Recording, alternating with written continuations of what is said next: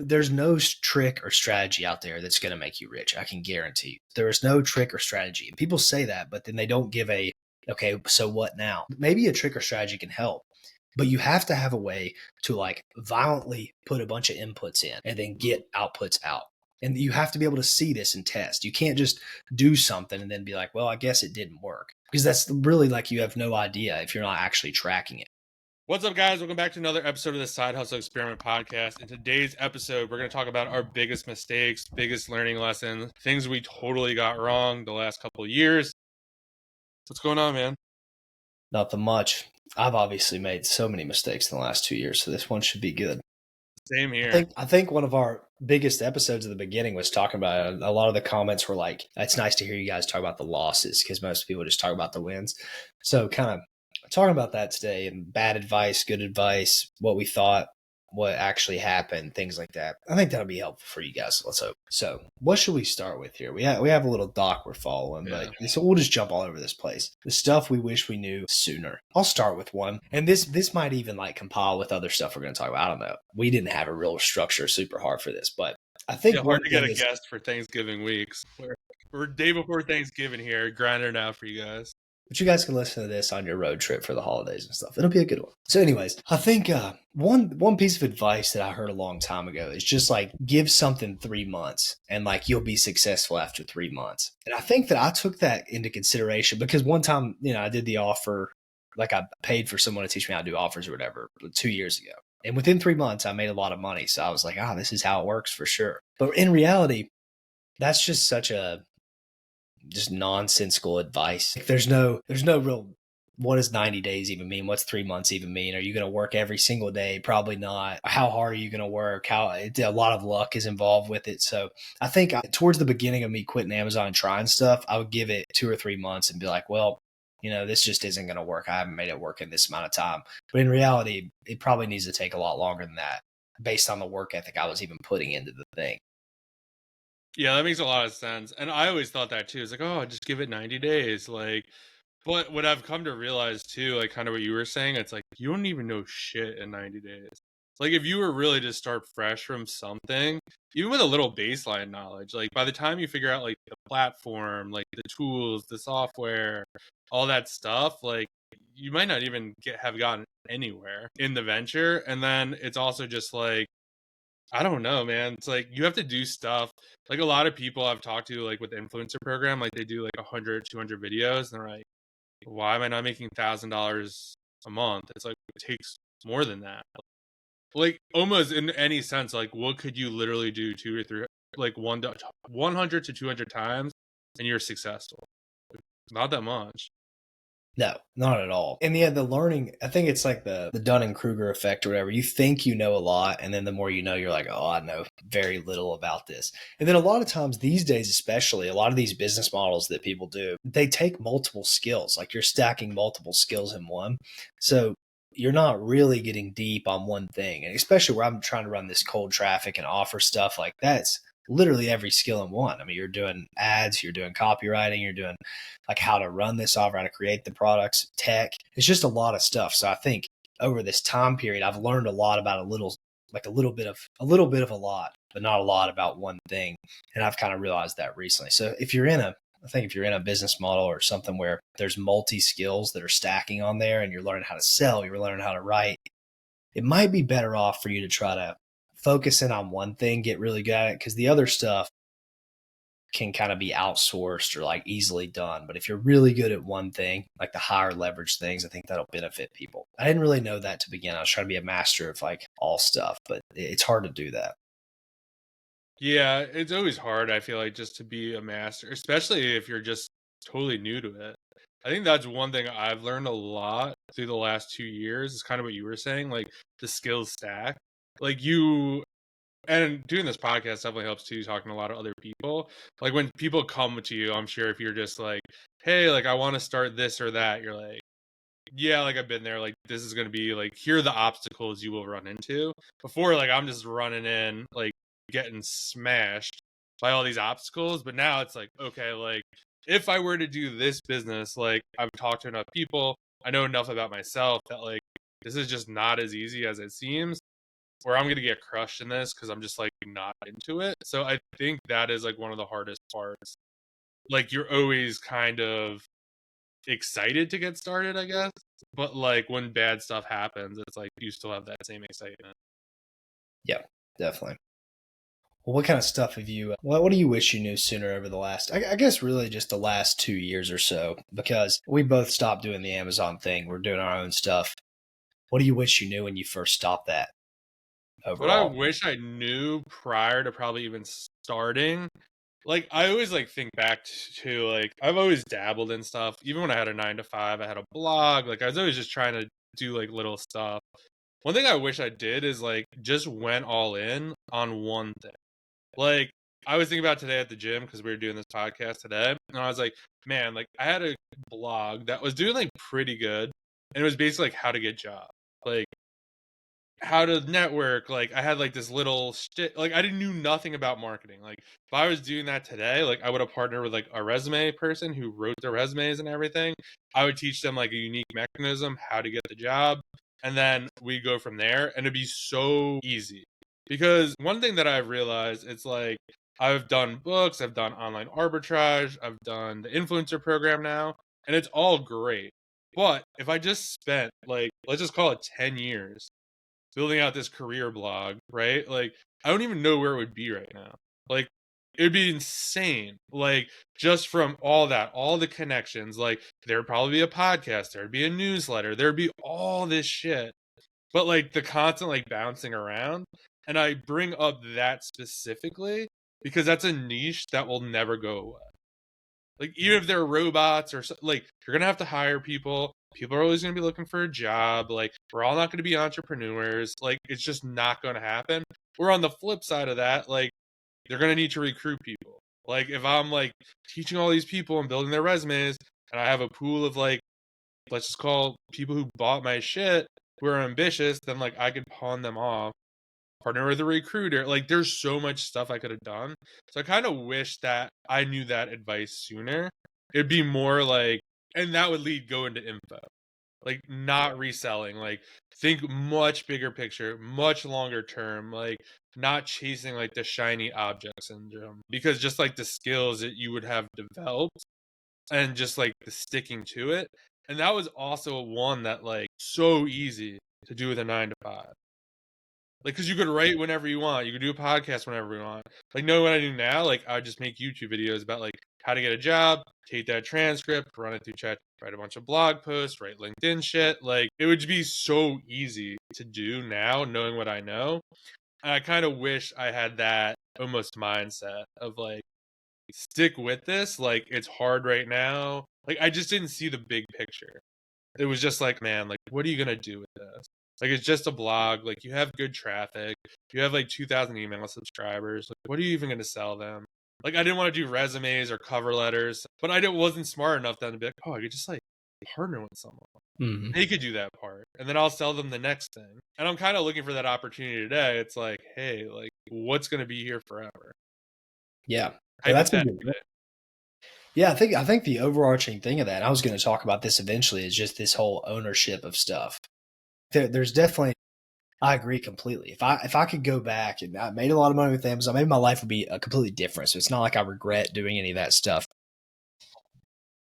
Owning a traffic source or owning something, that type of thing, it just is basically a money printer forever. I remember you told me about a book, probably when we first started this podcast, The Thousand True Fans. Like if you can get a Yeah. thousand true fans to pay you $100, then you'll make $100,000 a year. And it's like so simple when you think about it, but not $100 a month. 1,000 people to pay you $100 throughout the year. Like that, what's that? Like $8 a month. So I don't Yeah. know. When you think about it like that, If it anyone all, wants to do that, Venmo us. yeah, for sure. We're down. If you guys want to be our We're down 1,000 for true that. fans, yeah, split it up, $8 a piece. Yeah, having that ownership over stuff and then it compounding over time. I think that most people just look at business models of like, oh, I just want to do this or I want to do this. But in reality, probably the harder thing, which is just to build something that you own, that's developing skills, that has a lot of leverage, that can be sold to someone or have these influxes of cash.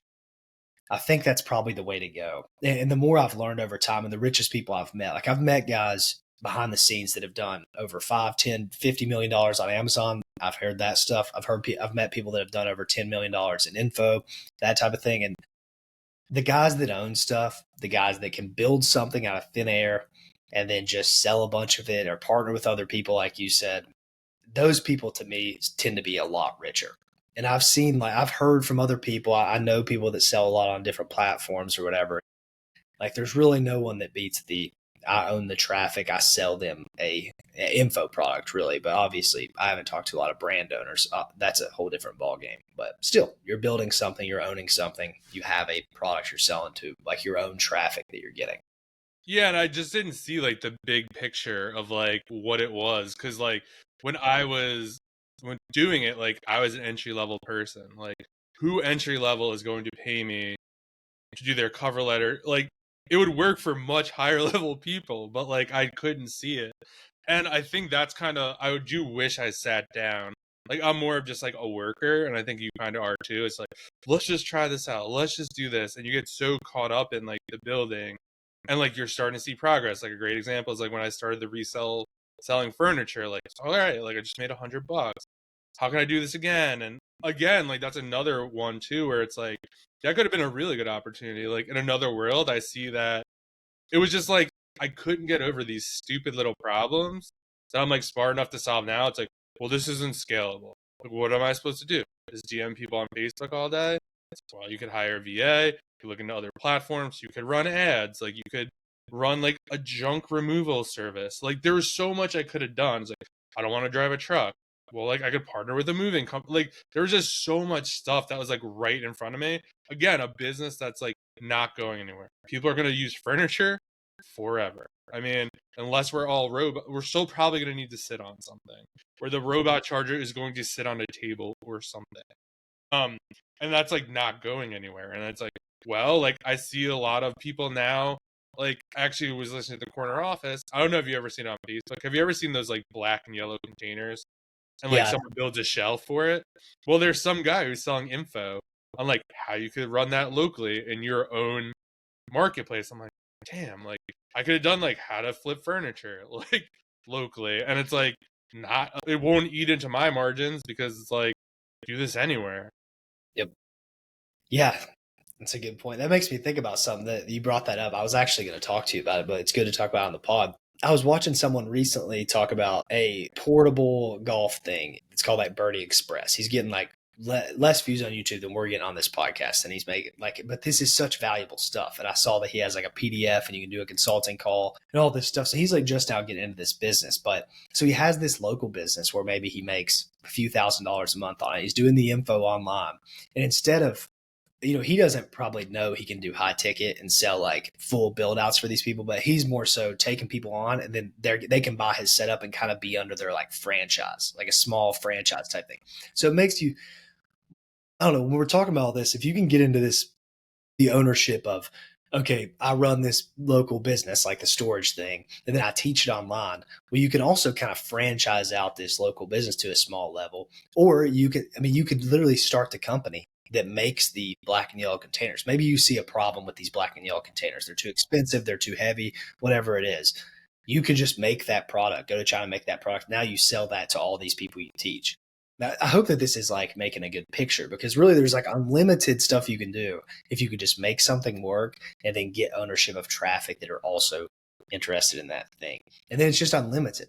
The guys, it's like these Amazon guys who have a warehouse that they get the coaching guys, they get their warehouse. So they have the 3PL for the coaching guys. Then they have a software that helps them calculate their profits. And they have a software that helps them find leads. It's like they're just owning everything. Like they own the entire infrastructure. So all money that's made is just like flowed up from there, which to me is like, that's like the key. It's hard to get there and it's hard to even visualize that when you're starting anything. But over time, like you said with your thing, like you could have went in 1,000 different directions and you probably would be like a multi-millionaire by now. If you had 10 years ago started doing like job stuff, you'd be probably like one of the top guys for like getting a job content on. Yeah, I could have offered a job board. I could have done so many things. I just wasn't. And the technology back like 10 years ago, obviously, it was like a lot harder to like have a blog and like do all that kind of stuff. Or like I could have sold how to make a blog. Like I just wasn't thinking. And I think that was one of the things like I do wish I knew about Amazon too, is just like, oh man, I wish I knew so much about Amazon. Like I'm not like, it's a good business model for like the person that's like it's good for, but it's just like, man, you put in all this work and you literally, if you were to walk away from it, it's like you have nothing. Like you don't have any customers, you don't have any traffic. Like you didn't learn how to like build out a listing. I mean, maybe if you're doing like brand stuff, that's a whole different. I wouldn't even consider that like selling on Amazon. I would consider that's like a platform you leverage to sell your brand, more of just being like an Amazon seller. But like in terms of that, and I think going all the way back to the career stuff too, it's like if you think about it, and I think a lot about this with Walmart, like you sort of everyone's like Walmart's the best new thing, like this, and like they had coaching and they started building software, and now no one's talking about it, or very few people. So like trying to find that like actual idea that like Amazon's not as lucrative anymore, like coaches are struggling to get people. So like you invest like 3 4 years like teaching that, and now it's like you got to start all that shit all over. At least you have a customer base now. It's like, hey guys, like if you think Amazon sucks and you want another way to make money, I'm doing this now. That at least you have something, or like how to build a course, like how to build a community, like you already have a YouTube channel. Like it just gets easier, but like you're just straight up selling. Like that's it. Like you're kind of done. Yep, 100%. Well, that was a good little thing there. What's the next thing we can talk about? Maybe this will take us somewhere. I was just telling you about reading a book. I'm not a reader. I don't know if you guys watching this are readers. I mean, I think when you're a podcast listener, you're probably not much of a reader. And that's maybe not a factor. You a reader? I used to be a big reader, and then I started I listen to a lot of, then it used to be audiobooks. Now it's like a lot of podcasts. And like, I'm kind of in a way being like, oh man, maybe you should like kind of try to switch back to audiobooks. Cause like, obviously it's much more thought out than like an hour and a half podcast. But you have a whole like shelf of books. Yeah. For So sure. I've probably read, when I was a kid, I read a lot. I was like a big reader when I was younger. And then I just slowly stopped reading as time went on. And I'd say since I've graduated college, which was like a while ago at this point, like 5 years, I've read sub 10 books. And a lot of times I read like Dan Bilzerian's book and David Goggins' book. So they're kind of like motivational, but it's really because I just am interested in those guys. It's not like business books. It's hard for me to focus on these business books. But recently I've been like making an offer. It was almost working. I was losing a little bit of money, and I'm like, okay, I'm just going to reach out to this dude who's much smarter than me, who's sold like tens of millions of dollars in weird niches online. And he gave me this advice, and he's like, have you read this book, Breakthrough Advertising? And I was like, no, I haven't read it. I've read like summaries. And I thought that would be good enough. And he's like, no, read it word for word, every single thing, and then come back to me. You're never going to understand anything I say if you don't read this. And I'm like, okay. But I told him I will listen to anything you tell me. So if he said bark and you'll make money, I'll sit here and bark all day. I don't care. So I read the book. It took a whole day to read it. And I haven't read in a long time. And I did notice there's something different about a podcast or even an audiobook, and especially getting summaries on the internet and from ChatGPT and this type of stuff. You lose so much of the feeling of like what's going on and the understanding of what's going on. Yeah. Because when I read too, if I'm reading by myself, I'll read out loud a little bit. I'll like try to read it to myself. If there's something maybe I didn't understand it, I'll read it out loud, acting like I'm teaching myself. I got done with that book and just fully understood why I haven't made stuff work in the past 2 years. Like I've made some stuff work here, but like had massive success. If I would have just read that book at the beginning and actually read it, I would have been so much more successful by now. And that's probably for a lot of books, not just that one. But I think maybe if you're struggling to get some knowledge, if you're listening to this and you're like, well, I don't know exactly where I'm going wrong, maybe try to read a foundational book from a long time ago. That's, if you want to learn copywriting or whatever, Breakthrough Advertising is good, but there's probably sales books, whatever you're trying to learn. I think I wouldn't discount doing that. Looking on YouTube and looking on ChatGPT or whatever, that can help, but are you fully understanding? Because whatever that's telling you is a summarization of what probably another thing that already summarized that thing. So going back to the 60s, going back to the 70s, 50s, wherever you're trying to learn and getting knowledge like straight from the source, there's something about it. And I don't know if you watch the Rogan podcast with the mentalist guy, Oz Perlman or whatever. You see that? I think I I'm gonna have to watch it. I Yeah, don't you would think remember it. So it's a fun episode. He's just a mentalist. He does like tricks or he whatever. like guesses like password. I think I Yeah, might have saw a clip on TikTok, but I yeah, didn't read it. yeah. So Joe asks him like, "How do you learn this stuff?" People read your book, and he's like, "No, it's not really like that. That my book's not for that." And he was like, "So where do you start?" And he's like, "Go back to the beginning text, like the first man that wrote about mentalism. It was like a psychology mentalism, like hybrid book way back in the day. It might be the 20s or 30s. And these books are so dry. They're so hard to read, but there's something to them. And I did that last year. I read the Boron Letters, which is another copywriting book, and I was just into it. And I'm like, I really am understanding a lot of this stuff, and way more than just like listening to podcasts and stuff like that. Which maybe I'm just an idiot, and it's like obviously you should read, but I think a lot of people don't read. I think a lot of people in the I'm in. Yeah, I always think that I was like, I need to start to read more. And when I was doing 75 hard, you have to read, I think it's like 10 pages a day or whatever. I was like, oh, it's kind of nice, like to read again, because like you do get like a much greater understanding. I think one of the reasons is you can't do anything else. Like if you're reading, there's nothing else you could do because like you can't really listen to music while you're reading. Maybe you could listen to, but like something that has no lyrics would have to be it, or like you can't comprehend like what's going on. When you're listening to a podcast and audio, like I'm driving, I'm at the gym, I'm doing computer work, like it's whatever. So you're kind of listening, but you're not really listening. And I think when you're reading too, it's like you're just sitting there and like I don't know, when you're listening to a podcast or something, you probably don't have like a pen with you. Like you're driving, so you're not gonna like take out your phone and write a note. You're like, oh, I'll go back to that. Like you just don't. Like with the book, at least you could like highlight it. You could take a note. Like there's so much stuff you could do, or like put post-its in it so you could reference it later. So I think like in kind of like next year, that's gonna be like one of my things is like to try to just read more actual books, like whether because it definitely is different, and I think you just have like a higher level of understanding when you actually sit down, read the book. It's just more intentional and it's like in your face. And like you said, I think there was something just about like reading the words. It's like you almost just have to understand. Like, there's no way not to do it, or you got to go back and like read through it again. And I do think in a world where like ChatGPT and all this other stuff, like we've worked on stuff and like I don't know, the more and more, yes, ChatGPT and AI is getting like better and better. But like for certain things, it's just like you have to be smart enough. I guess that's the thing. Like after you read that book, Breakthrough Advertising, I'm sure what you were giving ChatGPT was much different. Then be like, oh, pretend you're the author of Breakthrough Advertising. It's like, no, dude, like that's not the same as like reading the book and be like, hey, do this what he said in chapter 6. Like apply chapter 6 or your understanding of chapter 6, like do this. Much different than pretend you're who is it, Claude Hopkins? Did he write that? Yeah. Yeah. Claude Hopkins. Eugene Schwartz. Or Eugene Short, pretend you're him. I have that book. I think I'm gonna read it now that you read it. It's like It's good. sitting I think I got through like I don't know, half of it or whatever, and then just never finished.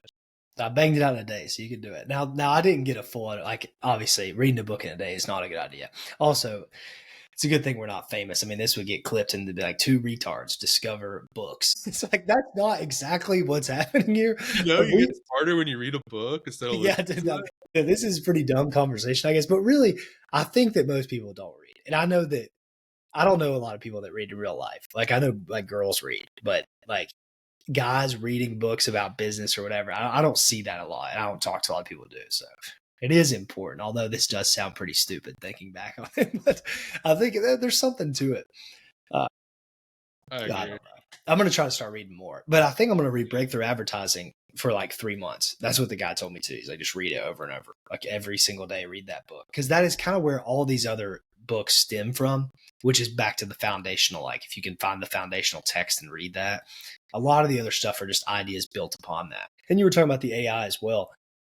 What helps, I saw a tweet about this, and I think this is really how you use AI like somewhat proficiently, is it's either for ideas or it's for like doing the task, but it can't be for both. You can't be like, hey, write me a business plan, give me a business idea, and then build me the business.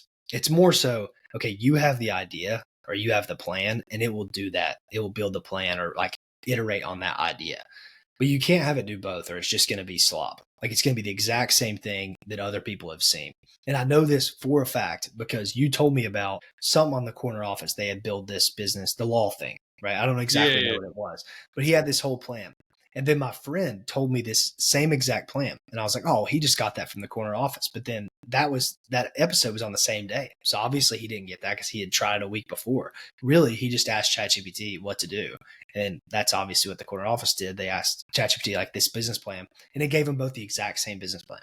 And it's like, okay, so how many other people is it given that kind of idea? It's only got so many ideas it can give you. So you have to ideate and say, okay, these are my unique skills. This is what I'm looking for.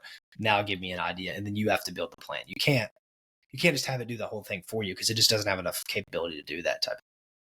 yeah. And I've also like come to the belief, like talking about like I guess going back to like bad advice too.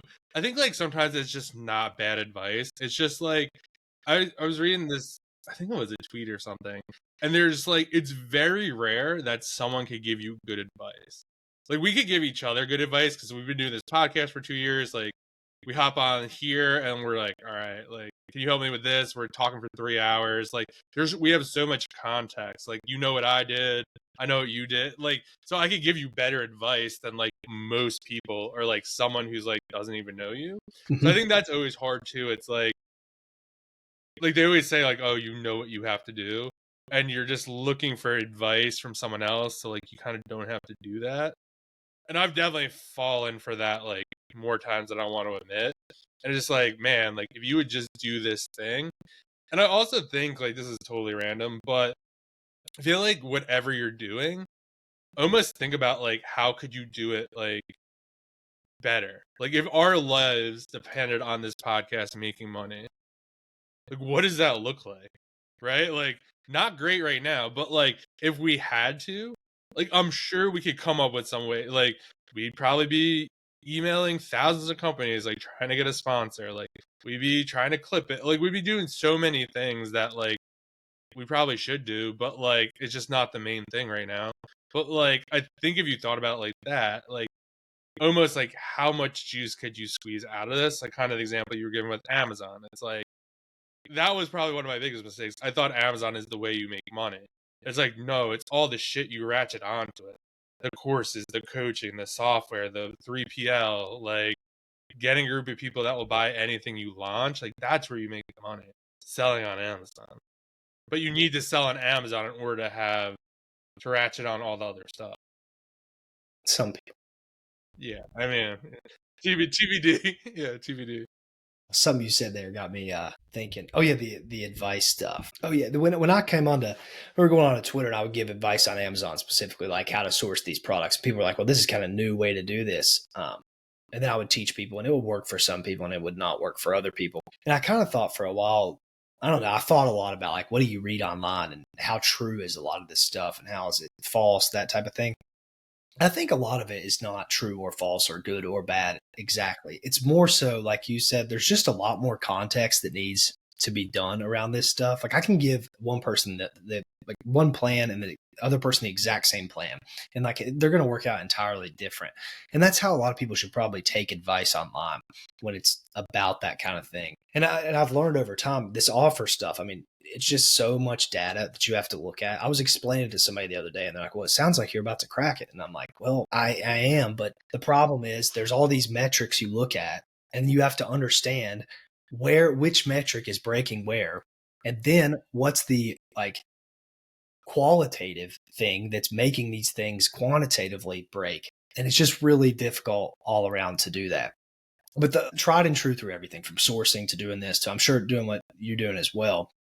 It's just working a ton and having a system that gives you feedback to what you're doing. Like there's no trick or strategy out there that's going to make you rich. I can guarantee. I've tried them all. I've read so much stuff on Twitter. I've watched so many YouTube videos. There is no trick or strategy. And people say that, but then they don't give okay, so what now? After that, maybe a trick or strategy can help, but you have to have a way to like violently put a bunch of inputs in and then get outputs out. And you have to be able to see this and test. You can't just do something and then be like, well, I guess it didn't work. because that's really like you have no idea if you're not actually tracking it. I had a call with someone a while ago, and the guy was telling me, "Let me see your ad account. Let's like see what's going on here." And he's like, "Why are these all off?" And I was like, "Well, they seem to not be working. They were like too expensive." He's like, "Yeah, but they were getting like really cheap clicks. So why don't you just align what you're doing with that?" And I was like, "Yeah, obviously." But I just paid attention. Okay, well, it's not really that super profitable, so let's just not do it. And it's different than the other stuff. But in reality, that could have been a gold mine. That because I wasn't looking at the data that I inputted and like wasted time doing, I didn't even know that I had a decent output right on my hands. And that goes for like anything anybody's doing. As long as you have to be able to track like a ton of effort that you're putting into stuff, and that's the trick. It's to do as much as you possibly can, work as hard as possible, and make sure you're not spinning in circles or being like an idiot about it. That's why we've been recently just looking at the podcast stats all the time. Because I'm like, well, that's the key. This podcast, there's no trick or strategy to get more views. It's what's your click through rate, how good's your thumbnail, and it's just like extracting data and doing it better. It's what Mr. Beast talks about with YouTube, but it's across all these industries. You have to just know data and put inputs in. That was a long-winded rant, but I've been thinking about it a lot recently because I just see so many tricks, and I'm like, I'm just not even going to look at that shit. It's like so irrelevant. Yeah, I think it goes back to like almost just like just not doing what you need to do. Like I think on the last podcast, I was like, oh man, when Carter asked, like, oh, what are you gonna do in the next year? And I was like, probably should do like what I would suggest someone else should do for the influence program. Like really think through like how much juice you could squeeze out of it. Like there's like so many ideas that like I've come up to. I'm like, wow, like this would enhance it so much more and give me so much more opportunity. And then it's like maybe there's like can I tag like a different then you like start looking for this like little shit that like it's but you just waste a bunch of time. And I think that was like one thing I wish I knew sooner, or something that like I was dead wrong about, is almost not taking the time. Like I had a 9 to 5, like I had all the time in the world to be like, before you start anything, like I was kind of like inspired by Corey when he left Amazon. Like he had a list of things that he's like, this for the next venture, these things need to be true. And like if I was doing that, like I don't think I would be like, oh yeah, I'm gonna go around to thrift stores and like scan books. Like that wouldn't have been like on the list most likely. I was just broke and I was like, I need a way to make money. And like that's how most people start. So like it is what it is. But I feel like it just seemed more, I guess, upfront money. It's like I'm buying this book for $1, I'm selling it for 10, I'm gonna make three. I just made $3. That's great versus like I just bought some Facebook ads and made $0. But over the span of time, like it might be better to like figure out the Facebook ads, right? But like again, then you have that whole like, well, I need capital type of thing. But like I could have just been flipping furniture on Facebook and just figure that out. But yeah, that's kind of like, and I kind of think about that now. It's like, well, like how much do you want to work? Like, do you want to have people? Like at this point, I was like, I think I need like a VA. Like if I want to keep doing all this stuff, it's just too much. Yeah, you definitely do. Yeah, personal advice. If you could definitely focus more. I'm sure with the influencer program stuff, well, what like to me, it's like a lot. The most obvious thing is to juice more out of these products you're getting. Because I know that you're making like almost as much, if not more, on these products, but you're wasting like 80% of it by selling it to this dude, which I used to think that was a good idea. And like you obviously thought that was a good idea. But when you really look at the numbers and you add it up, like I don't know if you thought you'd be doing this in 2 years from when you started the influence program, but maybe you don't think you're going to be doing it in 2 years from now. But if you are, and you calculate all the stuff you've sold this guy, you're going to like shit a brick of like, I just now wasted like $200,000. I just donated $200,000 to that guy's charity, basically. Of like, if I were to just figure it out early, maybe it'll suck for a month of you figuring out, okay, I don't want to list this stuff. But by the way, there's new software I'll have to tell you after. I think it's like Hero or something. Have you seen this for reselling? No, I use Wow Lister for eBay to Amazon. So funny thing, I just got this today, the wireless Rolo printer. So like I kind of sat down that because like I was thinking that in my head. So now like the thing with the liquidator now is like I got like I was like, oh, this seems so easy. Like who's gonna buy like, and there's gonna be, so like my new strategy is going to be I'm gonna try to juice as much on eBay as possible. There are just like some things in the way. Like I have the label on. I'm like, oh, that's kind of, it's not that bad. Then I was like, oh, I don't want to list the item. Like, is it really worth it? Like, I'm like, oh, it's just not worth the time. Like, I don't want to go ship stuff, all this shit. And then instead of just trying to list it on eBay, I'm like, oh, it's just easier to give it to this guy. Rewind to today, like I just started listing shit on eBay. In the last 30 days, I've done $1,000. Profit, full profit. Yeah, full mine. There's like fees in there, but like whatever. Call it $800. I really don't know, but it's probably a little more than that. And I'm like, shit. Like, and it's like random stuff. There was like a $400 sale in there or whatever, but the liquidator wouldn't take that. I couldn't sell that on Facebook, so like I had no other choice. So I was like, all right, let me just put it up here. Like, sure enough, like it went, and I'm just like, damn, like okay, like this is stupid. And not to say that like a lot of stuff the liquidator got is like under $20, like just like whatever. But in my head, I'm just like, no other things. Like I didn't have any like padded envelopes. It's like so stupid. I'm like, all right, I'm just gonna go on eBay and order them or whatever. So it's like it wasn't the fact that like I was being lazy. It was just like the stuff I had like wasn't easy enough to do. Yeah, Now it's like it gets listed. I have a printer that I'm gonna hook up now. Like I actually have Rollo printers that I could do. I'm gonna sell it on Facebook Marketplace. But it was like I don't have the right cable to connect it. I'm just like, you know what? If you do $1,000 on eBay, you could buy yourself the Rollo wireless. I could have bought it anyway. But I'm like trying to get to that 1,000. 30 days later, it just arrived this morning. Another good example is like you could make better videos if you had like a 2-camera setup. yeah. And it's like God, like so annoying. And like sure enough, like all the feedback I'm getting, like, oh man, we love your video. Can we send you more stuff? Like, oh, we want to do more brand deals with you. It's like, wow, dude, like if I would have done this 3,000 freaking videos ago, who knows how much money I'd be making like with brand deals. It's just insane to like kind of think back. But it's literally just taking like I guess saying no to like the I wouldn't call it fast money, but like I gotta keep making videos. Like I don't have time to sit down for an hour and be like, hey, like what could I actually do? What else could I do with this product? Like I could make a TikTok. Like I could do all this shit with it. But then it's just like, I don't know, is it worth it? And I think that's what it comes down to more.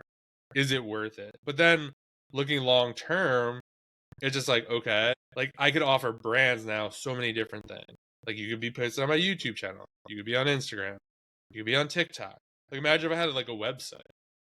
I'd be like, oh, I'll post you on my website. Like, you want to run ads on here? Like, there's just so much stuff you could like do, and it's like you should just do that.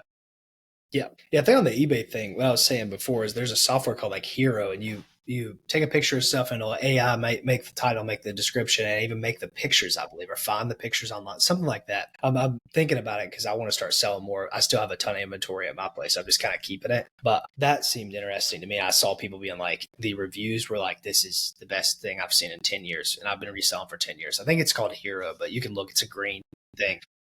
But really, all it would take is, and you were talking about the cheap stuff. All you can make reseller boxes. Make a box that's on Facebook Marketplace for $50, and you put on in the box a manifest of all the products. So you're like, hey, this is 60, this is 40, the retail price, and then you give like a 70% discount or like a 60%, 50, whatever. And then you go, hey, you can get all these things, and then you can resell them. Here's like literally the value of these items. So that's another thing. Everything that's cheap might be cheap, but if it's $20 and you can sell it for 7 or 6, that's really not that bad. If you have 10, 15, 20 of those things, it adds up. And all it's going to take is you get an employee, like an in-person employee that can work 15 hours a week. They come, they list a bunch of stuff, and they ship the stuff out every day. Or you can have pickups, so you don't even really need that if you don't mind to box it. But they can come one day and list and then ship the next. And if you do 2 or 3 day shipping, easy. Or 2 or 3 day handling time. That's what I did. That was another big hack. It's 2 day, and it's like it seems stupid, but it's just like that extra day is like kind of everything. Yeah, I would try to hire somebody in person like that. I'm sure you put up an Indeed list and get some kid that just has free time, wants some money. That'd be perfect. Then you can give them just a small base, like $12 an hour, $15 an hour, $10 or whatever, and then just a commission of like everything that you list and sell. I'll give you like 4%, 5% of it, and then it starts adding up. It's worth it for them to list a bunch of stuff. The incentives align. I think that's probably the highest leverage thing in like quick money and a system. Like no matter what you get in, you can just sell it. You know that like, okay, I should probably try to get this higher dollar stuff in because I know I can sell it on Facebook or eBay really quick. Yeah, that's kind of what I've been like too, because like it also, I think what a lot of people don't realize, it's like when you add something, like AIP is easy at the level I'm doing it at. Like I kind of have like a really good system going on. So it's like when you introduce something new to that system, like some shit breaks. It's like, well, am I gonna list it on Facebook and eBay? Like I literally just sold something and I'm just like, shit, like it's listed on eBay. Like I gotta delete that after this podcast. Like it's not a big deal if it sells on eBay and then Facebook Marketplace. I'm like, yeah, I don't have it.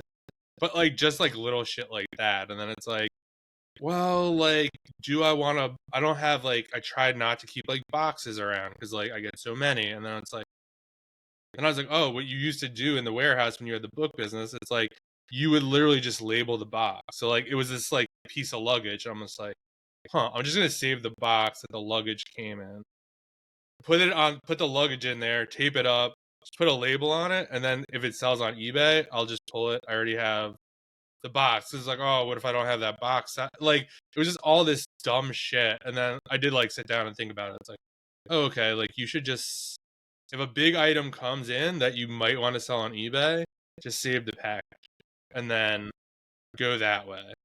And there's just like a lot of stuff too that I'm getting selling on eBay that it's like not going to sell for the price on Facebook Marketplace. Yep. Well, I don't want to make this super super long, but I have something maybe you actually, do you have anything that you were specifically want to talk about overall today?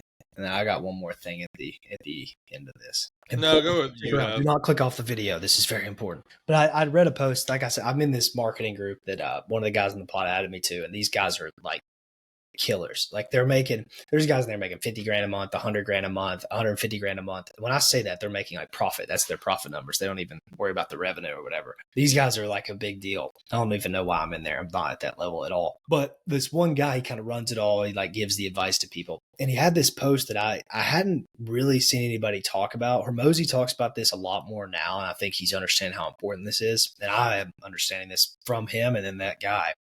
But it's like the concept of good enough and how this is like wrecking everybody, especially with AI, because you can produce so much stuff now. Everybody's like, well, this is good enough. We'll try it out. Or like, that's a good enough effort. But that really just kills you because there's so many guys out there that are competing the exact same domain you are that are not thinking good enough. They're thinking, I can't make this any better. I'm doing this as good as I can. And I think that that's a big separator between somebody who isn't really making things work or can't really make stuff work, and then people that are succeeding a lot. And it's just more than just good enough. It's like taking the extra step. Like for example, maybe this isn't super easy to understand, but when you run ads on Facebook, you're driving it to one sales page. It's like a sales page. You made a landing page. Instead of just running to that landing page and tweaking that landing page, whenever you have a hook in your ad that's doing really well, like something really special that's like standing out, it's getting way less cost per click than the other stuff, making an entirely new landing page just to align with that ad, and then launching more ads that align with that landing page. And that's not easy. That takes a lot of time to do that because you got to write all new copy, or even if you're using AI, you got to tweak all the copy. You got to build the whole page. You can actually drag and drop all these words. It doesn't take like no time. You can do it with AI pretty quick these days, but still it's a learning curve. But taking that extra time and doing one more lander, another one, making 5 more ads, testing out more stuff, that like pushing better than just, oh, this is good enough, this will probably work, is kind of what's necessary to win. Not okay, you should probably do that. You like have to do that or you're not going to be able to win, especially if you want to make 50K a month, 100K a month. I'm not there yet, but I've made months close to that. And it really does take a ton of effort of like, how long can you really just keep doing that thing, keep testing that stuff and not quitting or not being like, yeah, that should work. I'll just try more tomorrow. Because that's the perfect way to just kill out whatever you're doing. It's probably fine. Yeah, I 100% agree with that a lot. And a lot of people, I think you just have to put that effort in, like, no matter what you're doing. And, like, I do kind of feel dumb because, like, if it was the influencer program, like, if you were taking that, like, I do think I take it serious, but, like, if that was, like, you're going to do A plus, like, I would be listing on eBay. Like, everything would get listed on eBay. Like, there would be, like, videos for everything. Like, I would be trying to juice brand deals more. Part of it is like you just don't know until like at this level. I'm just like, okay, like this is what like Mr. Beast level looks like. It's like, are you going to do that or not? And I think that's like a really good point of like what you just said too. It's like, you got to like just put in the effort, and that's what separates everyone else. Like you were saying, like everyone's putting in like, how could I, do a niche around lawyers or whatever? Well, if everyone puts that in and everyone's like trying to go do that, like I think that's what we're going to see different. And I think I've noticed it with this podcast too. Like, I think it's gotten better. And like in 2026, I want to be a lot like we're going to get some like great guests. To get those great guests, it's taken a lot longer. Like someone wanted to do a call yesterday. So that was like 45 minutes just to like set this up. Like another really big person, hopefully we get on, they want to do a call. So like there's just like levels to this thing. It's like, okay, like maybe we got to do like pre-calls with these people just to get them on the podcast, but it'll be worth it for Mm-hmm. sure. And I'm Yeah. like really excited about that. But like the amount of effort that puts in to be like, shit, this person's like totally cold. And what I've learned too, it's like I can't use ChatGPT like to send them a message. Like these three last people I got, it was very specific. It's like, I heard you on this podcast. I like when you said this. This is our deal. Like, I think you'd be a great fit for this reason. I know you also have this thing. If you'd like to talk about that, you're more than welcome to talk about that. And it was like ChatGPT just can't do that. Like it would be like, oh, like we've done blah blah blah. Because I've tried that template, and like it works with someone that's super, somewhat warm or whatever. But like these cold people, if it was just like a ChatGPT message, like everything was personalized. These last couple ones, I'm like, did it take more effort? Like, yeah, but like it's gonna be worth it. Yeah, definitely. Yeah, it's a good testament to the effort thing. And I think with AI, it just makes that you can just be as lazy as possible a lot of the times. And sometimes there's a time to be more efficient. But I don't know if I've said the story about the up the river, down the river thing. Have I told you this about the Gary Halbert quote about the kayak up the river? I don't I know don't if think I've so. talked No. about. I've talked about it a lot in real life. Man, this is a good way to end this, I guess. But a lot of people confuse efficiency with effectiveness. And this is from Gary Halbert. He's a copywriter um, from like the 80s, 90s, early 2000s.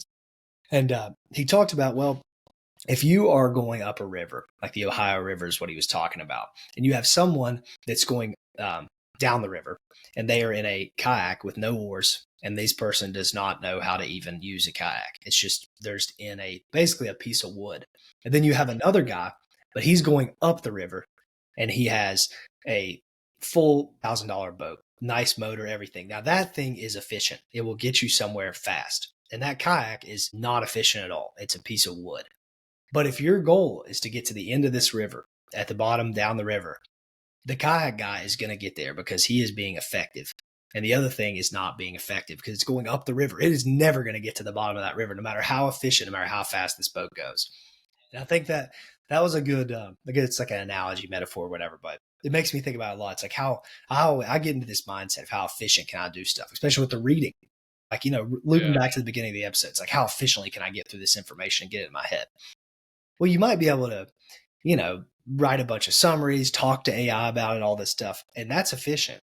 But reading every single word of that book straight from the guy who wrote that on the book 70 years ago is a lot more effective. And that's really what are you looking for here, efficient or effective? Because you want to get stuff done, you have to be effective. You have to do stuff that works. So I try to keep that in mind. Hopefully that's a good little piece of advice for you guys here. Yeah, I totally agree with that too. Because like I get caught in that trap all the time, and I think it is just that business mindset. It's like, oh, I'm like cooking with my girlfriend or whatever, and it's just like, oh, it's much quicker to do this way. Like, oh, this is more, and it's like, where are we rushed? That's like not the point of this like cooking this meal. It's not like to be quick. It's just like supposed to be like something fun to do and like let's enjoy this meal. But it's like, oh, what does ChatGPT say about? It's like, no, just chill out. Just like go with the flow. Like it's doesn't not everything has to be efficient.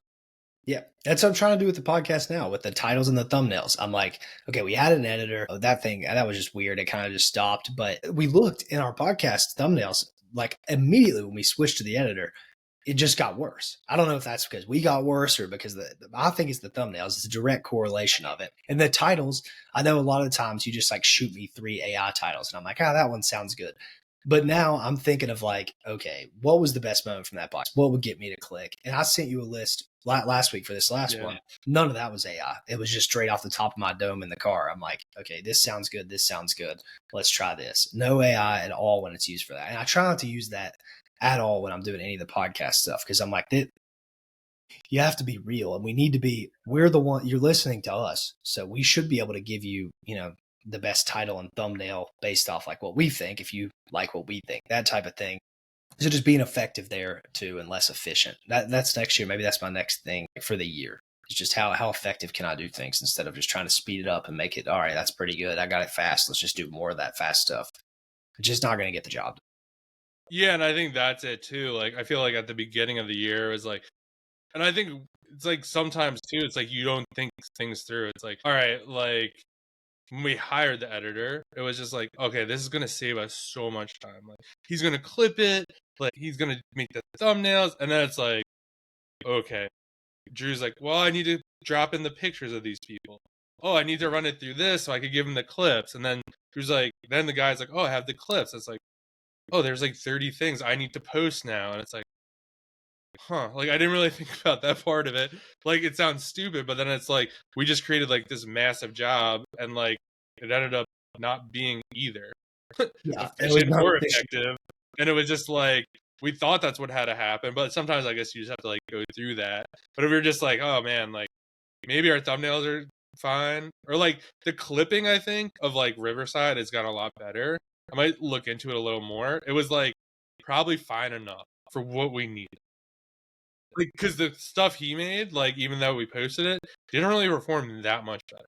And we were just like, okay. But it was just like, okay. What I learned from that, it's almost the same amount of work. For me to go into Riverside, look at it, download it, and then post it versus, hey, here's the timestamps, put this together, send it to. It was just more. So, like, I think we're just finding that balance. And then it's like, yeah, you just can't run it through everything through chat. Yeah. And on the clip and stuff, I mean, I go back and forth about it. I don't watch a lot of podcasts based off the clips and then go to the podcast. Like I'll see a viral moment and go to Joe Rogan, like we were talking about earlier. But does that external traffic really translate to views? I don't know. I'm not sure it does because I don't ever click on that. I don't really even see people that clip them up like that. Um, and well, maybe I see the clips, but I don't see the actual podcast. And there's probably something to that. But in the format we're doing, where we're not in person, we're just like two people on this camera. The clips don't look amazing. We don't have 4K cameras, and it's not like we talk about a bunch of viral stuff. I mean, trust me, I go through the intro. I'm like, this shit's pretty bland when it comes to like shocking entertainment value. It just doesn't happen that much. How much is that even worth doing? Probably not as much as what's really going to be the leverage is the title and the thumbnail and the beginning and who we get on. Exactly. That kind of thing rather than, external stuff that maybe people say works, but it's like, what works, That was another thing. I would run the transcript through ChatGPT to get the description for the YouTube channel. I thought I was being like so smart, like pretend you're a YouTube strategist, SEO optimize this, blah, blah, blah. And then like recently I just started like Riverside will generate something. I'll just like really copy and paste that and just like they perform exactly. Yeah. I mean, obviously I gotta like tweak it and stuff or like whatever, like, but I feel it's fine to write like an email promoting the podcast because it's just like that's not a good use of time to write like a handwritten email for the podcast. Well, we've been about 55 minutes here. Hope you guys got some value from that. We have some sick guests coming up. And then we're going to do a year-end recap and some predictions probably in January. We're not going to actually do that this year because we just have 3 guests coming up. So hopefully. In like 3, I mean, knock on wood, like these. Good guess. Bangers to end the year. Solid. For sure. All right, guys. I hope you had a good Thanksgiving and peace out. Thanks for listening and watching. Yep. And we'll see you in the next episode. Peace.